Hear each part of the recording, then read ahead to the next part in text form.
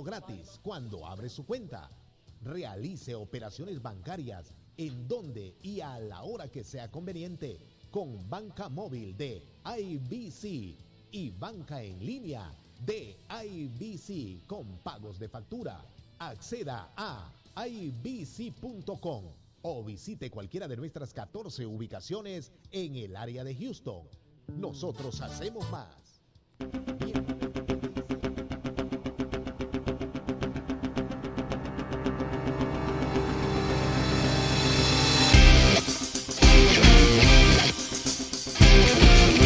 You are listening to the Cali Podcast on the Real, live with El Salsa Radio.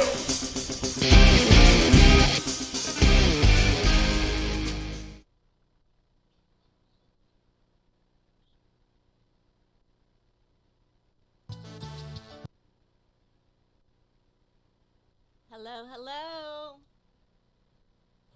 We are live with the Kelly Podcast on the Real. So I wanted to, we're going to jump right in. We are a few minutes behind time. It's okay. We've got a tropical storm rolling into Houston, so traffic is crazy. I don't know how you got here, but we made it alive and we're okay. So, yeah, how was it? She's showing vague signs of her cousin Harvey, but I think we're going to be okay. All right. Well, as long as we're okay, you guys. I know we had our Hurricane Harvey, and, that was a complete disaster. But us Houstonians, we pulled together. Yes. We built our city back up, and we're good to go. So I know it hit a lot of us at home, but I am so thankful that we came together as a city and really a nation. And there were so many other countries that pulled together for us. So, it was really good. It just showed me how amazing Houston is and how much that we are loved and we love other people. They really came through for us, and so it was amazing. It was really neat to watch. Somehow I ended up being a drop-off center. My house did. And so that was really crazy. My number ended up being passed around all over the U.S. So people were literally bringing trucks, and I mean huge trucks, and they were bringing them to my house and dropping them off because, a lot of the roads in Houston, you couldn't get through. Oh, yeah. They were like rivers. Yeah. And so I was a Oceans. oceans. So I ended up being a drop-off point, and it was pretty incredible. And I was like, it's amazing to me how quickly word spreads out. Yes. And so to get that phone call, and they're like, hey, we heard you're a drop-off center, and I'm like, I have a house, it's not like I have a storage, but it worked well. My garage was filled from bottom to top, and it was incredible to me to see all of the donations and all of the giving people in the world. It just really brought me to a whole new level, and I thought, what could I do? What more could I do to help Houstonians and everybody out there? But it was amazing. So I'm hoping we don't have those issues again. Right? I'm hoping that this storm just kind of rolls on by and we're going to be okay. I really believe we're going to be just fine. Just, be cautious out there. Yes. Be very cautious. Yes. Go home and watch some sports tonight and have you a drink and some good food and just relax. Yeah. So I've got a special guest with me tonight, and I'm really excited. This is RJ, and I know RJ. RJ's an amazing guy. He is with us. He's a special guest with us this evening on the podcast. He is an actual fellow actor. So we worked together actually recently, which was really neat. And I got to see the homecoming, Joan Montreal and Company. Yes, she's amazing. Speak it up, Joanne. I love her. Yes. I love her work. It's spectacular. So if you are an actor, actress out there, and you do want to jump in and do some amazing work, be sure to look up BWIF because she is incredible, right? Very much so, yes. So we are talking about today's podcast is about, the topic is freedom isn't free. And it's not, you guys. And it is a real, I mean, it's a real subject. And we're going to talk on that. It is about our military men and women. And not only do they suffer with PTSD, a lot of them, 20%, as a matter of fact. So about 20% suffer with PTSD. Yeah. And, that's a large number. When you take, 20 people out of 100, that is huge. Oh, yeah. It's a huge number. So, and I really would love to know a little bit about your military background. Oh, yeah. I spent 10 years in the U.S. Army. Part of it was spent in the regular Army. That's Marines, right? Right, yeah. No, yeah, that's that. What you guys is? HUA. HUA, that's right. I say it wrong. HUA. Yeah, right. Spent 10 years. Part of it was spent in the regular Army, and then the other part was spent in the Army National Guard, which I ended up spending a great deal of that time on active duty in the National Guard. I got mobilized to go to Iraq back in 2004. Spent all of 2005 overseas in Baghdad. Wow. Made it back, all 10. You can't see my feet, but all 10 of those as well. But as you said, unfortunately, PTSD is real. It is real. It's to me, it's a very misunderstood, misinterpreted disorder. Yes, absolutely. So it's like, honestly, to be honest with you, I didn't think I had it for the longest. Wow. I was like, no, man, I'm fine. I'm okay. I made it back alive. I'm good to go. I'm not jumping every time I see something or whatever. And, but little did I know that I was, I guess, what's the word I'm looking for? I guess I was holding it in, but I ended up self-medicating myself a lot. I would sit there, and next thing you know, I'd get to drinking, and I, would polish off a whole 12-pack before I knew it. And that was like totally different than anything I'd ever done. I mean, of course, me and the fellas, we knock them back. But not like that. I had never done anything like that in one sitting. But yet and still, I was still in denial that anything was wrong. Not realizing that I was numbing myself. And not only that, but it was causing, suffering in my personal life. Been married a few times now, what have you, and divorced a few times, life happens. Life happens, that's right. It does. Honestly, I'm just keeping it real. I want to thank you for that. And I especially wanted to say thank you up front for sharing this because this hits home for me. And you're right. It is definitely a misunderstood disease. Yes. And it's not only PTSD. Then you've got anxiety. You have depression. All that stuff that goes with it. Yeah. You've got all of these things wrapped up, and one person, carry the burden of and the weight of the world is on your shoulders. Yeah. So when you speak of going to Baghdad, can you share just a little bit without going in too deep? Yeah. And what was your experience? What was it like? Oh, well, the company I was assigned to was the 111th Engineer Battalion. Hey, dedicated and diligent. What's up, guys? And just really quick, just on a quick side note, unfortunately, we just lost another member of the 111th this past weekend. Oh, wow. Brett Jabo. They're actually getting ready to have his services this week in Austin, I believe. I got to get back on the page and look. Are you going to attend that? I'm going to try my best. I know everything's crazy right now, the weather and what have you. But the company, like I said, the company I was with, Bravo Company, we were assigned to do basically fob security, which in essence we were tower guards, gate guards and what have you. So, you're sitting there thinking, hey, I'm sitting on the tower, I'm good to go, I'm not going outside the wire. But then again, you're basically a sitting duck. You're basically a sitting duck and kind of giving, an easy target, per se. And, there were some things that I saw while I was over there that kind of stuck in my mind. I don't even mind talking about one. Go ahead. There was an insurgent who had got blown up outside one of our towers, and there was a dog sitting there just chewing on his leg. The leg was laying there dead, and and the dog was chewing on it. So it actually took me quite some time to even be able to look at dogs again. Wow. I couldn't even stand being around dogs. And once again, didn't even really think nothing of it. Thought, oh man, whatever. Maybe I'm just annoyed. Maybe I'm just readjusting. You just look at it as your job. Yeah. And I think that's what happens. In the military, you guys carry all this weight, and women too. You carry all this weight, And when you see things, it's such a reserved. I'm going to say reserved because you aren't allowed, a lot of times to voice those things because you don't want to look. It's almost like a weakness.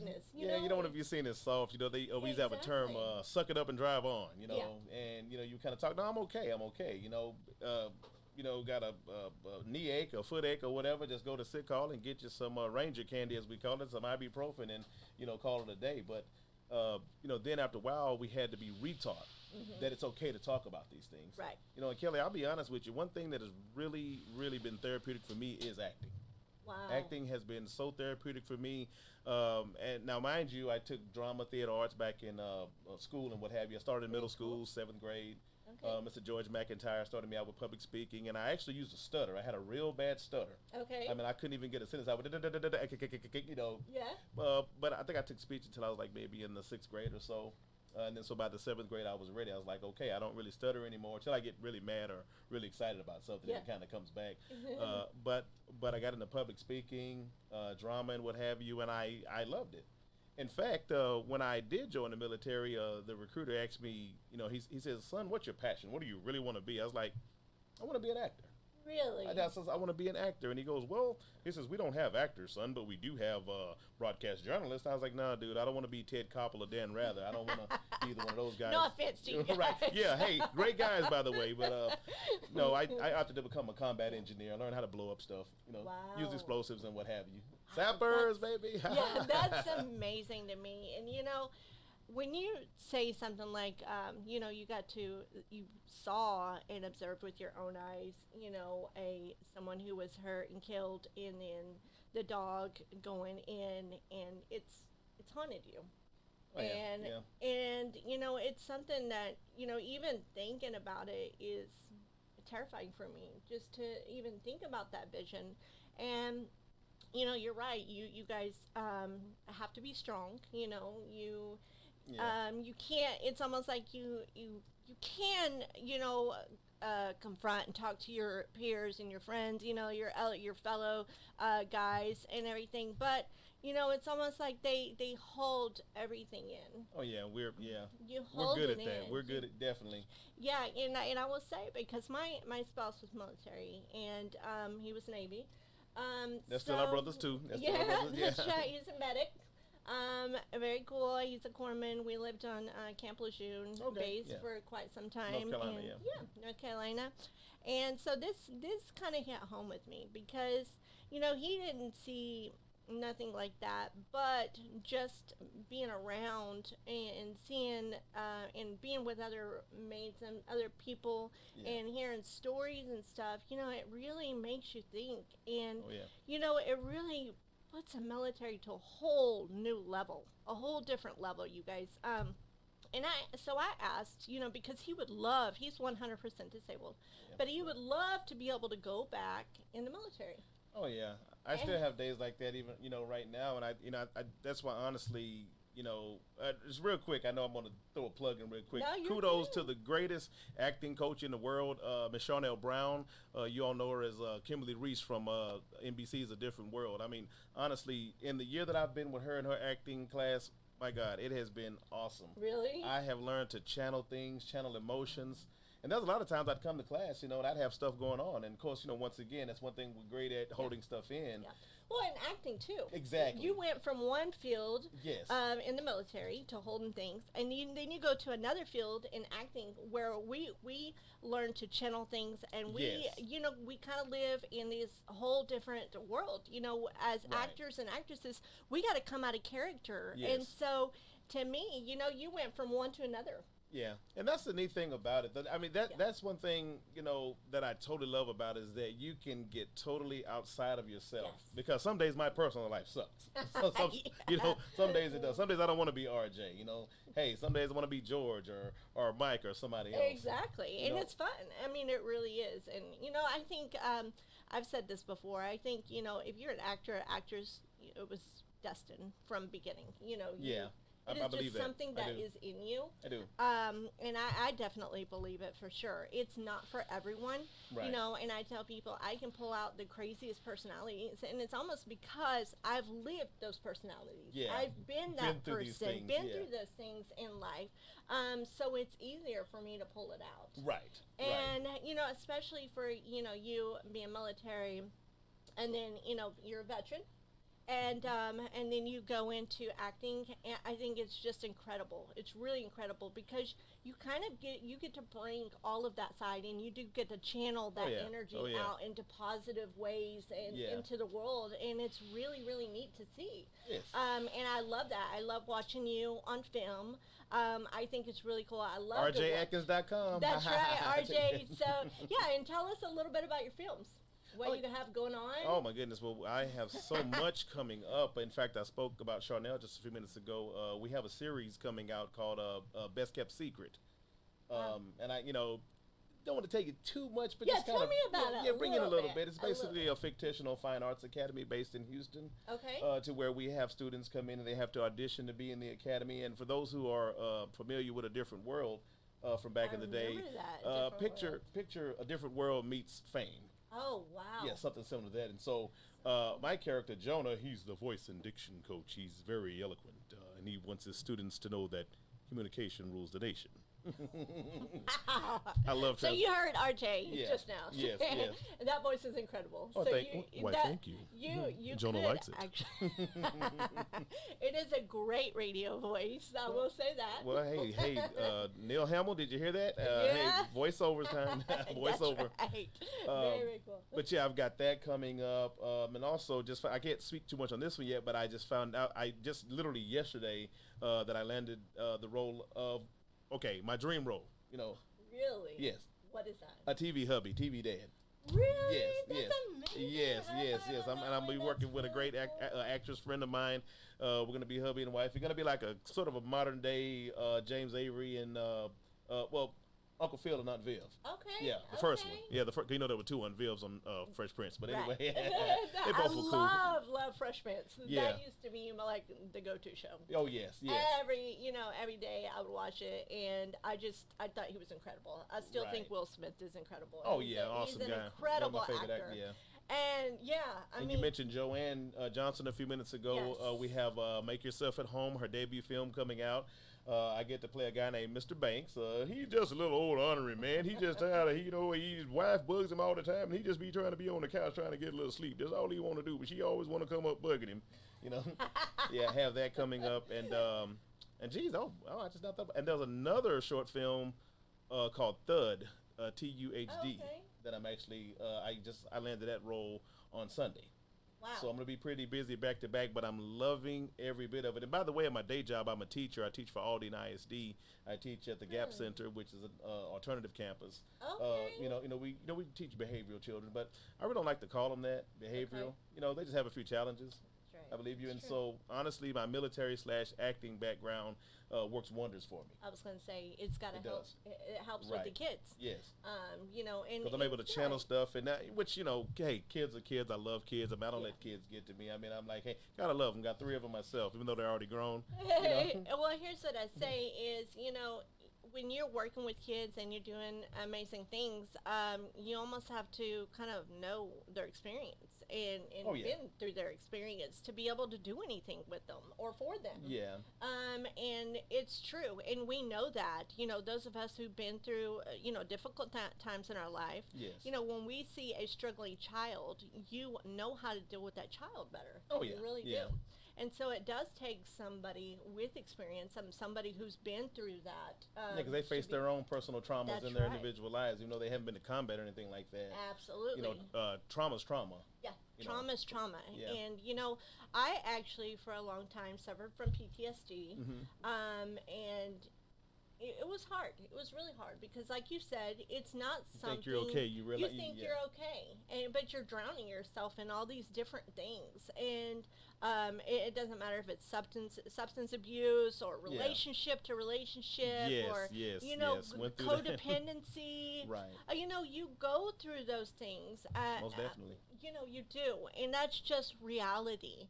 And for those who have PTSD, you don't want to think something is wrong. You don't know what's wrong. You have no idea what the hell is going on. Right. Until you actually are like, hey, you know what? I've lost my wife, my dog, all of those things, and, or my family, whatever. And then you finally have to look at your inner self, and you have to see what actually is going on. Right. So let me ask you, what were the ticking moments when you decided, hey, I need to, probably figure something that out. I really did need help? Yes. Well, it was actually during my third marriage. I literally, this was during the time when I'm polishing off the 12 packs like there's no tomorrow. She would always tell me, and I'm like, nah, I'm good, babe, I'm good. But then I got to having nightmares back to back, and I knew something wasn't quite right because I literally was missing a lot of work. I mean, honestly, like some days I would wake up and it's not that I didn't have the energy. I mean, it's like I was physically able to get up, but I just didn't have the energy. If that makes any sense, it's like I had energy, but I didn't. You were drained. It's like I just couldn't. I'm not feeling it today. Calling in or whatever. But it became a habit, and I do mean like weeks at a time. When I end up having to take a personal leave of absence from my job, I was working as a government contractor. At the time, I was an Air Force contractor in San Antonio, as a matter of fact. I like that base. Oh yeah. And at the time, I actually had a pretty supportive boss at the time. She actually says, look, man, if you're not doing okay, it's okay to say you're not okay. Yeah. She was an Air Force veteran herself. And I sucked it up at that time, and I, got into a counseling program or what have you, got officially diagnosed with the PTSD. And at first I didn't even like that term disabled veteran. I was like, no, I'm okay. I ain't crippled. I'm all right. And it's right. And and the way I see it now, Kelly, is that, just because you have something going on, it doesn't have to cripple you. It doesn't have to stop you. That's right. It's almost like, for example, and just real quick, I'm going to, talk about my grandfather for a minute, who raised me, the late, great Ira Atkins. I was going to ask you about that. Were you awesome? I know. It just comes out sometimes. Go ahead. I mean, to this day, he's my mentor. I want to hear about it. He's your mentor, and he's someone you look up to, someone that guided you. Yes, still to this day, I go back and I remember everything he's ever taught me. Well, he himself, he was handicapped. He was born with polio. Oh, wow. Or he wasn't born with it, but he came down with it when he was like maybe 8 months old or something like that. Really? So he never walked a step in his life. Wow. Yet he ran his own business for over 40 years. Wow. Yeah, that's a whole story in itself. Yes, and so that's incredible. Honestly, Kelly, I think that my grandfather, my papa, as I call him, he was a godsend. He was a real true godsend. I mean, he taught me that regardless as to what happens to you, you can overcome anything. And I thank my parents for, because my parents were young when they had me. My mom was 17 and my dad was 21. And they were, they were young. They had a baby, and I was, you can't tell, but I was a preemie. I was 3 pounds, 14 ounces. I had a couple of close calls. I almost died when I was like 2 days old or something like that because I wouldn't eat. And I think they said the next day or two, I was out eating every baby in the nursery, and I guess I hadn't stopped yet. I actually lost weight. I've lost about 47 pounds recently. But anywho, and then 8 years old, I came down with pneumonia real bad. Almost died then. But just in retrospect, and even my parents and I, we've talked about this. I appreciate them for sending me to live with my grandparents where I could get a good raising that they knew they couldn't give to me. And I think that's I think that's so important. You see parents and they, they're young and they have children. Yeah. And I feel like I see it all the time in my day job. Yeah. Yeah, and they have kids and, and there's some of them that are amazing at raising, at doing, things, but you can't bash the ones who decide, hey, my child has a better life living with, grandparents. Right. And to me, it's the most selfless thing that a parent can do. Yes. It really is. And it doesn't mean that that parent was weak or any of that. No. Not at all. You just made a choice to give your child a better life. Yes. And I firmly believe that. Yes. So it's, everything you say is really touching to me, and you almost had me cheered up because, I think about my spouse and he is 100% disabled, but like you said, he's not crippled. Yeah. He goes to work every single day. Yeah. He works really hard. Right. But he pushes on in spite of the rating. He pushes on, yeah. That's right. He had 2 back surgeries in Bethesda, Maryland, by military doctors. Okay. He had 2 of them, and he's, I see him struggle days. but he's military. You know, you struggle, but you keep going.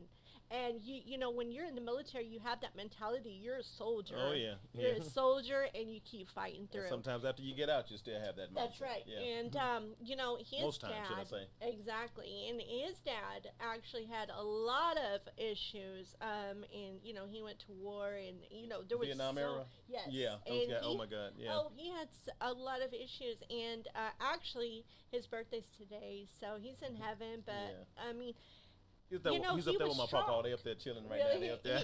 He was really strong, and he always had this very tough mentality, this tough exterior. Yeah. And he never wanted to go to the VA and just say, hey, I need, you know, I'm disabled, you know, and there's nothing wrong with that. Right. There's nothing wrong with saying, hey, I need some help. And I think for him, for my husband's dad, you know, he wouldn't do that. Now, he could have been 100% a long time ago. He could have got those points up a long time ago, but he didn't. And I told my spouse, I said, listen, you got to let them know. You got to let them know at the hospital when something is wrong, you can't hear, you've got problems from this or that, or, you know, boot camp or anything. Let them know, because that's what they're there for. You know, closed mouths don't get fed. You gotta tell them what's going on. Exactly. Sometimes bug them. Sometimes look, I'm not doing okay. Yeah, let them know every single thing. And when you're in the military, you know, I tell them, write those things down. You know, when you go to MEPS, you go and or all these different doctors and stuff, write it down. You know, because when you get out, you don't know where you're going to be at mentally. Oh yeah, no. Honestly, you really don't. You don't. And even, you know, honestly, you know, there was a lot of things that I didn't know was bugging me. You know, seriously, because you're taught to hold that stuff in because you got a job to do. You know? Right. Which, hey, you know, I was proud to do it. I was honored to do that for 10 years of my life. You know, had my issues early on. I was kind of a little cut up private there. You know, got busted once upon a time, but I got my rank back and everything, and you know, got out at the rank of sergeant and what have you. Because I do believe in overcoming. Oh, absolutely. Your obstacles, and I'm just, I mean, honestly. My spouse got in trouble too, and let me tell you, it happens. I actually went to battle for him. Yeah. And I was like, listen, here's all the paperwork, here's all the proof. Yeah. You know, he didn't deserve this, and I did. I got in front of everybody, in front of the whole court. Yeah. And I did, and it, you know, I don't know, I can't say it, I don't know if it helped him. Stand by your man. I stand by and do what I had to do. You know, you got to take care of your loved ones. Oh, yeah, you do. You know, that brings me to, I don't even know when to ask, you know, because I've heard some hard things. You know, were those the lowest points in your life? Oh, no, there were some that were lower. Honestly, there was, matter of fact, 5 years ago. I mean, 5 years ago around this same time. Okay. August, September time frame. I was still living in San Antonio, and I hit a low point. I mean, I had gone through so much. I had went through my third and last divorce, and I was working still as a government contractor. I had gone back to work and everything, but I was having a few issues on the job and what have you. You know, not realizing that all this stuff was coming down on me. You know, with the wife leaving me and what have you, and still dealing with those things. In fact, I'm gonna tell you, I had stopped going to my therapy. I had quit going because I was like, nah, I don't want to keep going to this stuff and keep hearing this over and over and over. So I quit going. And so I'm sitting there trying to tackle on all this stuff by myself, and I didn't realize how low that I really, really got. I had a roommate for a little while. Okay, let me ask you, were you the one to step out and just had to leave that situation? Or was it, because I'm going to get to that with the spouses. Oh, with the third wife? Yes. No, she left. She left, and you know, I mean, you know, there were some things on both ends, you know, but honestly, in retrospect, I mean, I'm not ashamed to say it. I do believe that in my own way, I did run her away, you know, unaware that I was suffering that bad, you know, and then not realizing that I was being that insensitive. You know, and not even realizing it, you know. Yeah, and I tell my spouse that all the time, and I'm like, listen, you suffer from these things, but you know, you. I don't like the way she went about things, the way she left, but hey, you know, it's all good now. We made amends since then. Not back together amends, but I mean, she's going, you know, she's remarried and what have you. But I mean, we were able to actually, you know, have a sit down and hash things out and had dinner and whatnot, and you know, called her today, you know. And I love where your mindset is today, and I love what you're doing today. because you know, going through all of these things and all of these trials in your lifespan, and you know, I've gone through them too, and you look at everything and you kind of, you're like, whoa, I'm at this point in my life now. Oh yeah, And 5 years ago. This is not the same cat. Yeah. 5 years ago. This is not. Honestly, I shouldn't even look like this. I shouldn't even be able to grow these. Honestly, just things I've gone through, just from the military and just life in general. Yeah. I mean, I've had people do some very nasty, evil things toward me, in hopes that I'd fall. I mean, even since I've been in acting, I've been blessed. I haven't had, I guess, a lot of kickback for the actors and actresses. I've actually been blessed right here in H-Town.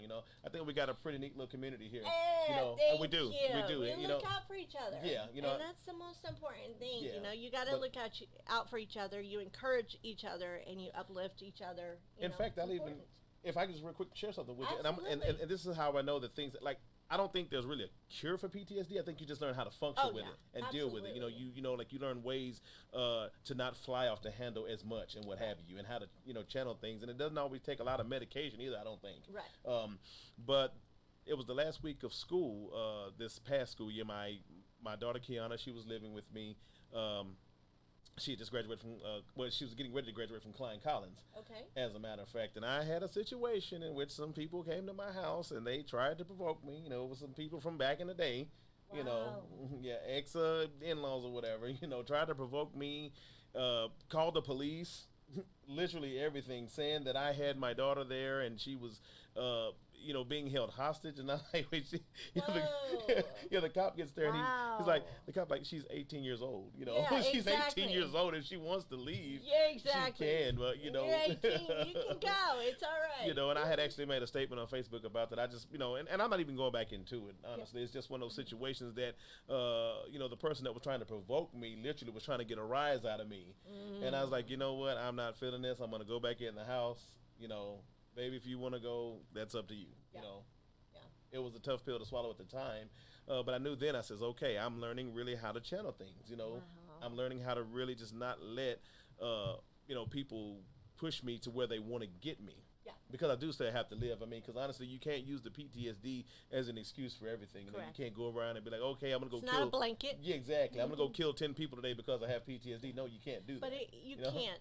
But, sadly, it does happen. It does happen. And I was going to get to that. My lowest point was I didn't necessarily want to kill anybody, but I wanted to kill myself. I mean, and I literally was mapping out ways to do it. Anybody who knows me and has known me for quite some time knows that I don't just do anything just up and do it. I actually calculate basically everything I do. Got a couple of productions I'm still working on as well that I'm taking my sweet time with. I know people have asked me, when am I going to get them off the ground? I'm like, well, it's still coming. It's just let me take my time. But I was doing this in 2004, around August, September time frame, and I just think I didn't even realize that till today. Like, okay, wow, this is neat. This is like my 5-year mark where I literally hit that low spot. Didn't want to live anymore. I felt like the biggest failure ever. But through some people I found that really cared about me. Because honestly, I was like, God, is there anybody out there that cares about me and loves me, enough to help me? And He sent people to me. He sent people to me God too. is so good. Yeah. God, He really is good. He sent people to me that helped me. And I got into a program called HUD-VASH. It's basically like HUD, but it's for military members. Because I missed a couple of details. Yeah, I actually missed a couple of details. I was out of work. I had stopped working and whatnot. I just couldn't work and whatnot because I couldn't get my mind into it. Right. So basically drove trucks for a minute. Didn't like that. I didn't like being on the highway. Didn't like being out in the middle of nowhere at all times of night. Yeah. Was a dispatcher for a little bit. Couldn't stand that too much because I was an overnight dispatcher, and I was like the only one other than Mickey the rat that was in the back, that you hear every now and again. And I drank so much coffee during that time, I was like almost turned into a can of Folgers at the time. Even though I love coffee, but a friend of mine told me about the HUD-VASH program. Okay. And I didn't know anything about it. How do you spell that? HUD. It's a H. Oh, HUD. Yeah, HUD hyphen VASH. Okay. VASH. Okay. Yeah. Got into that program, and they were actually able to bump me up on the list because of my circumstances. I was basically considered a homeless veteran because my roommate's house had burnt. And this is in Houston? No, this was in San Antonio. This was in San Antonio. My roommate's house had burned, not down, but it burned like 75% of its structure. Wow. And so that forced us to have to be in the Motel 6 for a little while, and those funds kept running out because honestly, they only have so much money through Red Cross and what have you. And so I was kind of just, sleeping here, sleeping there. Was he military too? My roommate actually wasn't. Okay. No. Okay. He was an older gentleman. He had a wife. She passed away and whatnot, and and he didn't mind the idea of a younger, responsible guy, who had gone through a divorce coming in. He was awesome. Okay. But anywho, I was considered a homeless veteran at that time. I literally was homeless because I was just kind of sleeping here, sleeping there. I didn't have an actual place to lay my head, and so they were able to bump me up on the list. And I got into a housing complex in San Antonio that was built specifically for veterans. Okay, and you guys out there, if you're in this situation, HUD-VASH, the HUD-VASH program. HUD-VASH. Wow. Yeah, basically, and it goes go on your income. And at the time, I didn't have an income.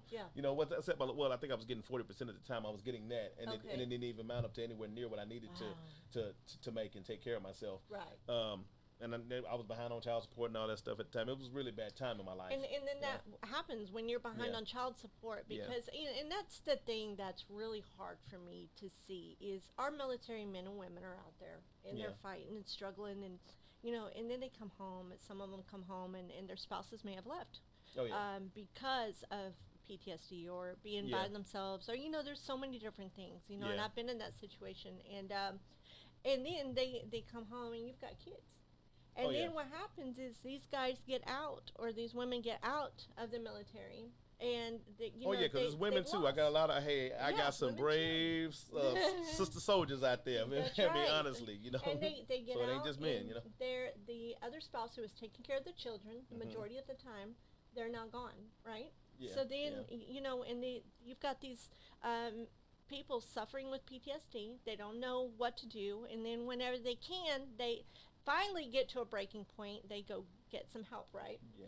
But then you've got from then to then, you've got child support. You've got real things popping up. Yeah, you don't child get an support, excuse. You gotta go to, there's no excuse. Right. But let me tell you, when you don't pay child support, then you go to jail. I want to take your then license it from rolls. you. I mean, it keeps rolling. Right. And it's like, it's hard. It's sad. It's really, really hard for me to, for me, I would think that they would cut them a little break. I get you still got to take care of your responsibilities. I get that. But to me, it's almost like take care of your health first. Yes. Because you can't.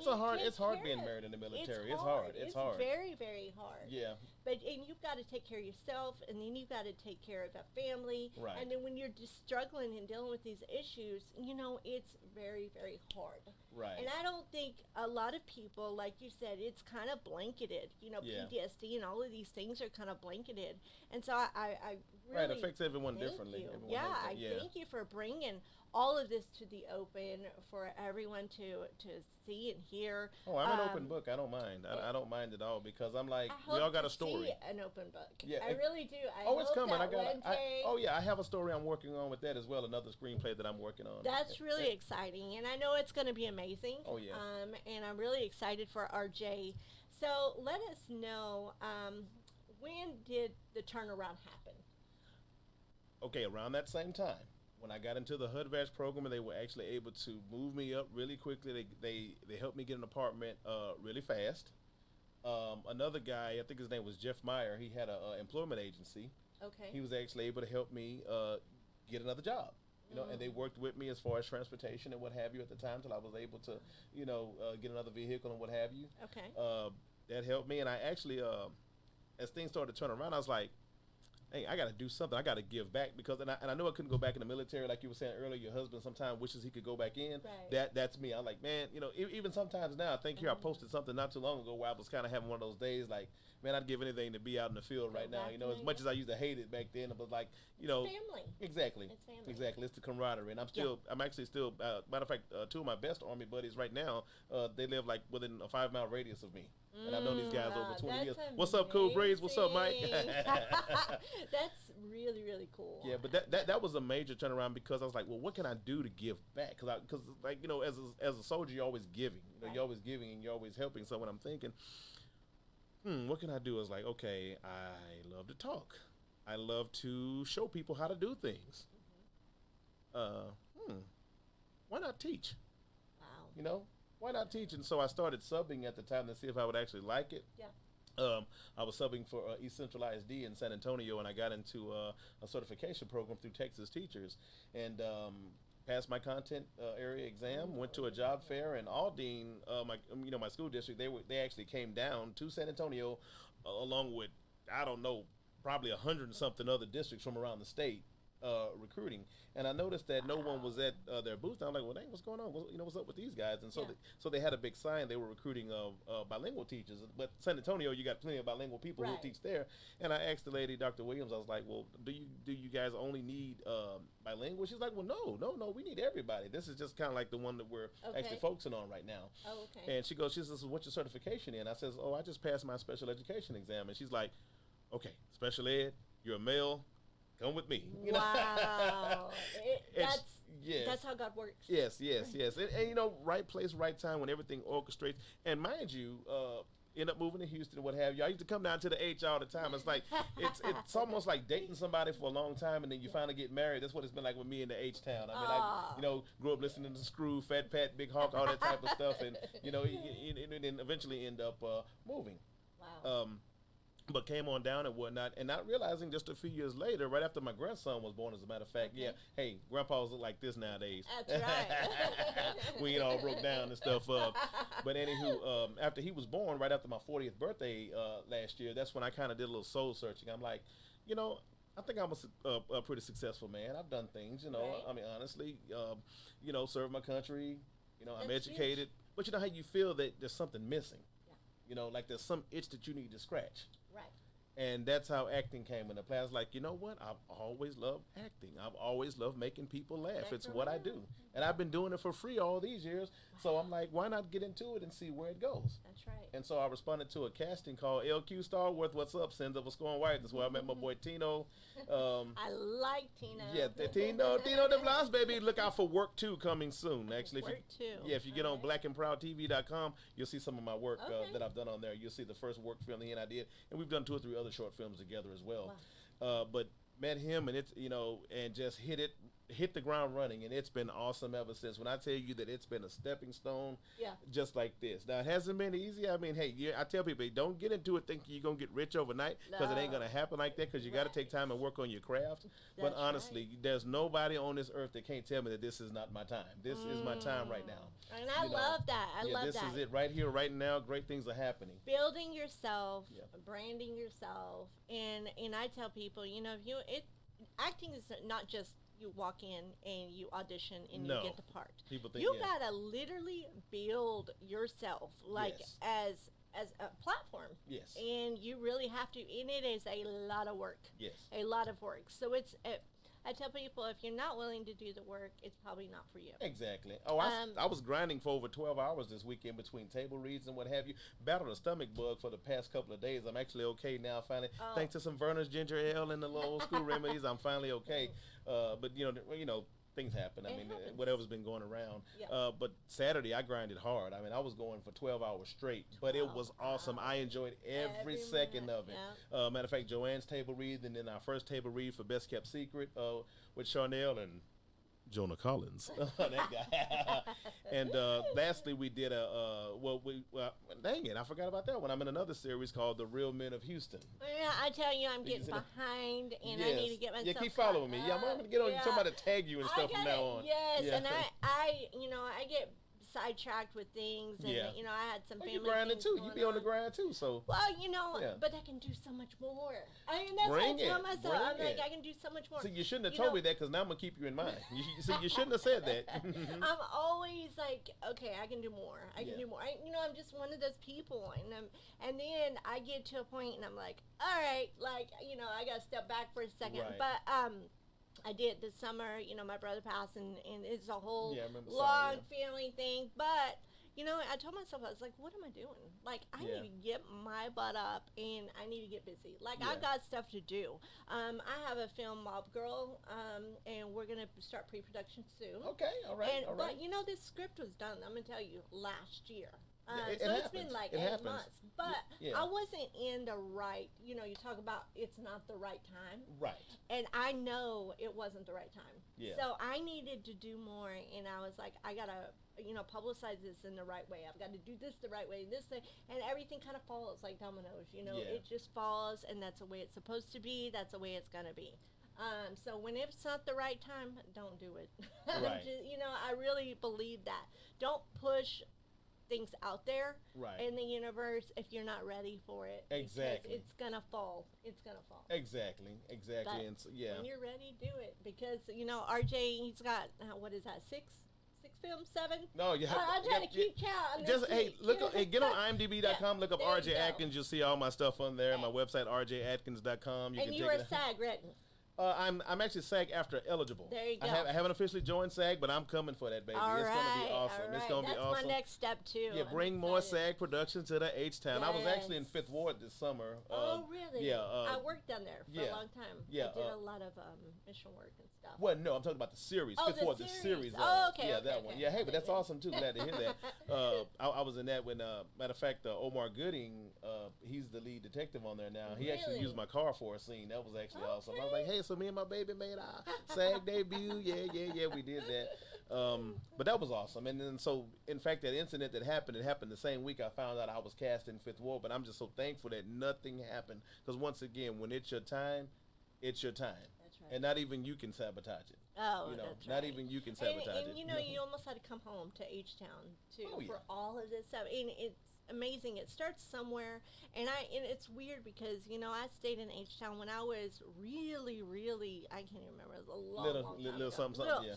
And I remember staying at Alameda Apartments. Okay. And I was like, I had so many good memories. It grew on you, didn't it? It grew on me. Yeah. And I Come remember H-Town, Def baby. Leppard just had come out. Like all these schools. Yeah, you done went old school now. Yeah, Yes, Def Leppard, Guns N' Roses. Yeah, come on now. Hey, So, I'm up there with you. Now, with, I'm not of course, too far. some Sugar on Me. Yeah, yeah. That's when so I was like, I loved it. I loved it. It was so flipping hot. It was like, I don't know, it was so hot, the humidity. But I remember my dad coming to get me because I had been here for a while. Yeah. And I was like, really dark, like I had an amazing tan. He was a sister almost. He was a sister almost. But he didn't know who I was. Like, he looked at me and just kept on walking. I was like, hey. Yeah, I mean, I had a really good tan. But I was like, one day I wanted to move back, and I thought about it. And, when we fly, Houston was always the stop, and we would roll over in Houston, wait for a flight or whatever. Right. And I said, I don't know if I could live there, because it's so big. But then my spouse ended up getting a job here. Yeah. And I will tell you, it has been the most amazing experience of my life. I mean, really moving here because it's family. Yes. And Doors have opened, Yeah. And I've had my challenges. There's been challenges. Matter of fact, I got some challenges going on right now. So it isn't always cookies and cream. It never really is cookies and cream. That's you right. never really reach a point where there's just nothing wrong. Oh, I know. If something's not wrong, if something's going too easy, you're not doing work somewhere. Exactly. And if I could just look, I just want to take a second just to encourage all my veteran brothers, all my veteran sisters right now. I mean, use me as an example. Seriously. I mean, because sometimes I believe certain people are chosen to do different things, certain things. Absolutely. And if I'm that voice, one of the voices, I don't mind being that, because I'm a natural encourager. It's what I do. I don't like to see anybody down. Especially my fellow vets. I mean, if there's something wrong, don't be afraid to reach out to me. Heck, I'm on Facebook. Call 211. I mean, literally talk to people. Yes. Call the veterans hotline. Veterans Crisis Line. Can't think of the number right now, but I have the card. I'll find it. And there's a veterans it's crisis okay. It's line. okay to reach out. Honestly, and like you were saying earlier, it's not weak. There's nothing weak about that. That's right.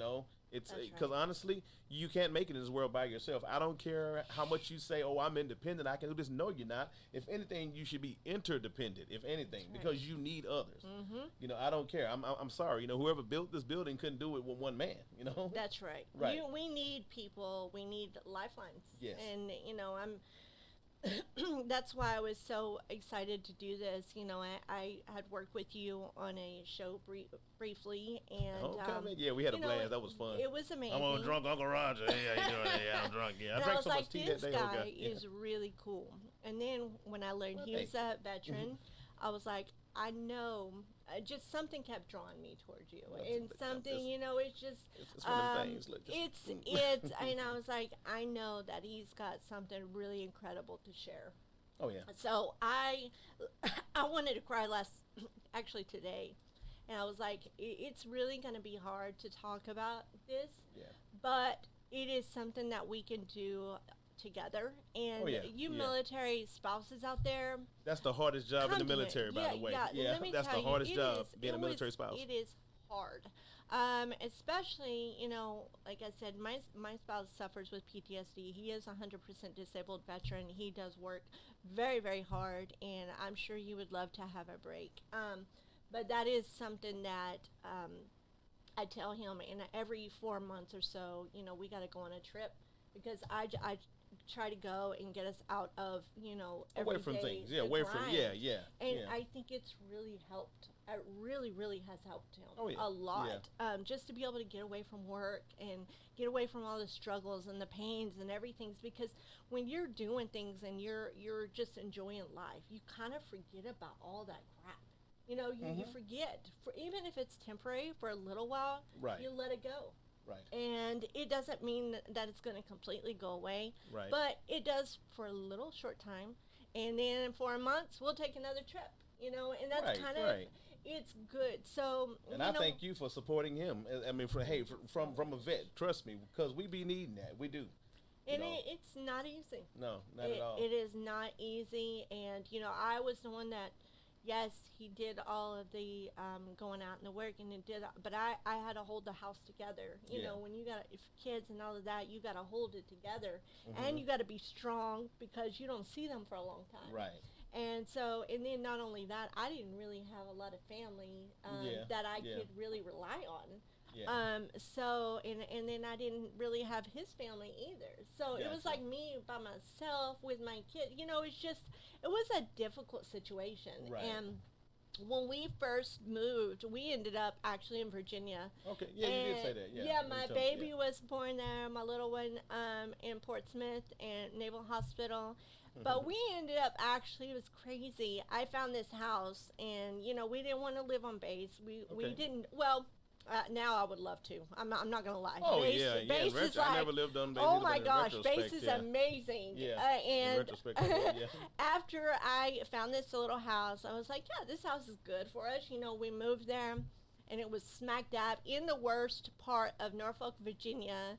And so we ended up with drive-bys every single day. Ooh, we couldn't get pizza delivered after 5. Well, finally, I know that's bad. Yeah, when they get like that. Real bad. It was real bad. Finally, the military found out where we lived. Gotcha. And they were like, you can't live there. Right. So they came and picked up all of our stuff, and they were like, get us out of here, and they put us in base housing. And that was, to me, the most incredible experience. And I loved base housing. You know, there's so many good people. You become family. Yeah, it's humanity. And that's what it boils back down to. It's all about humanity. You know, and I just, you know, I'm no politician by any means. I actually don't even like politics. I don't even like the two-party system we have and all that. But just honestly, you know, when we can just, you know, let all that stuff be bygones. You don't worry about Democrats, Republicans, and all that. Just let that stuff go out the window and be human. Yeah, be human. We're all human. We all struggle. Right. And that's the thing that we forget is, like, you know, we all have problems in life. Right. And, you know, just because one lives a little bit different or in a different tax bracket or something, let me tell you, we all struggle. Yes. We all got something, Yeah, and I always say, man, you know, I struggled when I was, you know, homeless and broken and poor and all those things. But I tell you, sometimes I feel like I struggle more now. And it's really weird. Oh, yeah. Man, and I catch myself, I'm like, you know, where's my life headed? Because I still, yes, I absolutely love acting. Yes, I was going to say it's therapeutic for you too. It's therapeutic. It's so, because I have lived through, molestations, rape, physical and mental abuse, homelessness, all of those things. So whenever I can find a role, and there's a role for me, I run with it and I love it. And it's amazing. And so I had this idea and I wanted to do it, and it was for the movie that's kind of come out, Mop Girl. But it is the inner me, the I'm gonna say a badass, the inner me who has wanted to come out and just kick the crap out of the world. Okay. Because and manipulate. Because I've had to be so manipulative when I was younger, to get by, get some food. I feel you. And so I had to live that way, and so this character is going to come alive, and I'm really, really excited. Oh, I'm ready for that. I'm so excited because I get to visit back, but with a good sound mind. Right. Right. I don't have to be stuck there. I can come back out of it. Yeah. And that's really exciting for me. It's really cool. Yes. But yeah, I just want to thank you for all you veterans out there. I just want to thank you for your service. Retired, disabled, it doesn't matter. You've served our country, and we want to thank you. I have all RJ branches here. We are really, really grateful for all that you do for us. And most definitely. If you need anything, reach out to us. You've got RJ Atkins here, actor. Me up. Yeah, and he's been through those things, and you can come to me, and I will guide you. If you're a spouse or something, you need a little bit of help, come to me. I can point you in the right directions. In fact, I want to be getting with you too. Eventually, I do have a nonprofit organization called Every Effort, everyeffort.org. Awesome. That's another one that I actually I have a program that I want to start to kind of help. Offset some of the costs, whenever one of us, dies unexpectedly or whatnot. I love that. Yeah, that was the situation that happened with my friend, because people have this misconception. They think, the military takes care of you for life. No, there's programs that you have to, there's insurance and stuff you have to sign up for after you get out, because there's no longer no SGLI, whatnot, and you have certain time frames. So they end up having to take up some money, for my buddy that we just lost. And remember that, you guys, because you do have to sign up, and you do gotta reach stuff out. You gotta be your own advocate a lot of times. Absolutely. But through Every Effort, I want to start a program that that's going to help kind of offset those costs, to be able to give small grants to those families, because no matter what you do, you can give them $1 million, you can't bring them back, but every little bit's a help. Yeah, that's the way I see it. And that's going to be me in the future. I'm going to be holding that flag. Oh yeah. And I already have. All this ain't no coincidences. Yeah, it's not. And I have a flag at home. My spouse's father. And he does, and I have that flag at home. Yeah. But I will be holding that flag one day. And to me, I know it's coming. So it's like, it's reality. It's real. And, I got to get ready for that. And, I've been preparing myself for a long time. And it's sad. It's sad when you have to prepare yourself for that. Yeah. But he's got, he has polycystic kidney disease, all kinds of, issues. Got a lot of stuff, A lot of things. And so every day I am so grateful, because he gets up and goes. And there's times where it's so hard for him, and I got to be really strong. That's where I'm like, damn, I got to be extra strong today, because he's in a mood. He may be in a mood, and I'm like, oh, Lord. Right, and that's why I'm grateful. Most of mine has not been physical, but it's definitely been mental. And guys, anybody who tell you that mental health is not real, you smoking something. It is real. You smoking something they have not invented yet, because mental problems. I mean, because at least if that's there's worse physical, to me. There you go. You took the words right out of my mouth. If it's physical, you can say, oh, my arm hurts, or my foot hurts, or whatever. It'll go away. But sometimes you battling stuff here and here that you don't know you battling. Absolutely. I've always said, I've been physically abused, mentally abused. I would rather somebody punch the crap out of me than mentally abuse. You just hit them, man. Hey, man, what you Because, the physical goes away. No, it's not right. You should never, ever want to stay or be in that relationship or anything like that. Right. But I've had that experience. Right. You'd rather have the physical get hit or something than go through. It is hard. It is Sticks hard. with you. It'll beat you down. Sticks with you. sticks with you. I mean, like I was just saying, even people telling you that you never amount to nothing, all that type of stuff too, on top of what you already have dealt with, maybe in the military or what have you. And I'm like, I'm so grateful that people don't have the last say so. That's one thing I'm grateful for. You know? Thank you guys, and I just want to say, RJ, thank you so much for sharing your story. And I look forward to some incredible movies and books from you. Oh, it's gonna be awesome. Yeah. I know it's gonna come out. Best kept secret, baby. Charnel Brown coming out soon. Soldier. So he has been through it all, and I'm really just thankful and blessed to have him on the show. And all you guys out there, keep reach out and keep fighting the good fight. We need you. We need you, and we love you. But we're gonna sign off. Thank you from the Kelly Podcast, and we'll see you later. God bless. Have a good evening. Bye bye. Peace.